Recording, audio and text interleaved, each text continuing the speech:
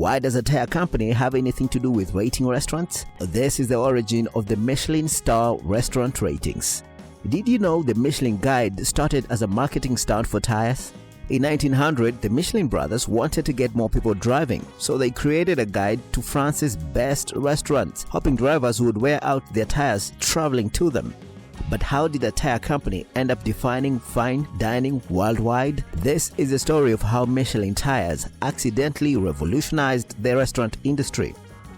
In 1900 France, fewer than 3,000 cars existed nationwide. The Michelin brothers Andre and Edward saw an opportunity. Their tire company needed customers, but roads were poor and destinations scarce. Their solution was ingenious. If people had reasons to travel, they would buy more tires. That year, they printed 35,000 copies of the first Michelin Guide, distributing it free to drivers. The original guide was about fine dining. It listed useful stops, repair shops, gas stations, and basic restaurants that could cater to motorists. The focus was on reliability, places that wouldn't leave travelers stranded. Michelin even included instructions for changing tires and maps showing fuel stations. Restaurants were graded simply on whether they were clean, affordable, and served decent food. Most had no idea they were being evaluated. By the 1920s, cars became more common and the guide shifted focus. Michelin started charging for copies in 1920 to add perceived value, and by 1926, they introduced their first starred restaurants. The criteria changed from practicality to culinary merit. What began as a travel aid became a prestige marker, with anonymous inspectors visiting establishments unannounced. This transformation established core principles still used today: anonymous reviews, consistent standards, and a focus on food quality above all else. Early editions listed restaurants without notifying them first, creating an air of secrecy that helped Michelin maintain authority. The inspectors still follow this model, judging meals without identifying themselves. The unexpected result of Michelin's tire promotion was a systematic way to evaluate restaurants objectively.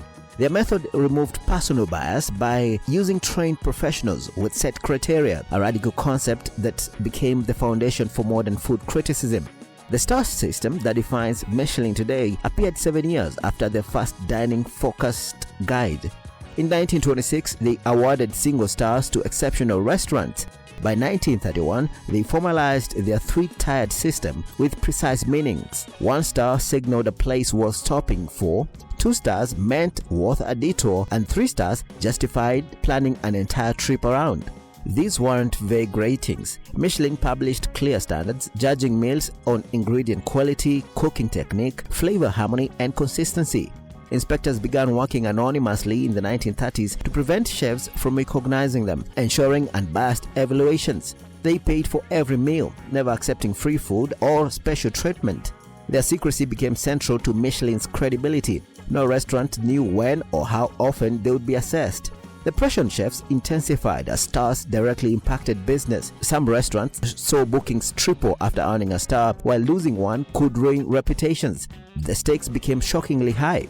In 2003, French chef Bernard Loiseau died by suicide after rumors circulated that his 3-star restaurant might be downgraded.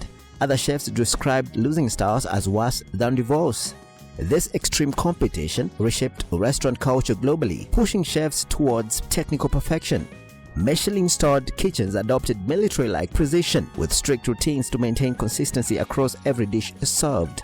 Over time, the system expanded beyond France, creating an international standard for fine dining. Restaurants worldwide now design dishes specifically to impress Michelin's anonymous judges, using luxury ingredients and avant-garde techniques. The pursuit of stars has driven culinary innovation, but also criticism. Some argue it promotes expensive, overly complex food over genuine hospitality, yet no rating carries more weight in haute cuisine than those few stars from a company that originally sold tires. Today, Michelin stars determine restaurant success like no other rating. A single star can double bookings overnight, while losing one may force closures. The guide now operates in over 30 countries, from Japan to Brazil, and recently expanded to include more affordable dining options. Some chefs spend careers chasing stars, while others reject the system entirely. Michelin's influence remains unmatched despite criticism of favoring expensive tasting menus. Over a century after its tire company origins, the Red Guide still sets the global standard for culinary excellence. What started as a roadside assistance booklet became the most powerful force in fine dining history.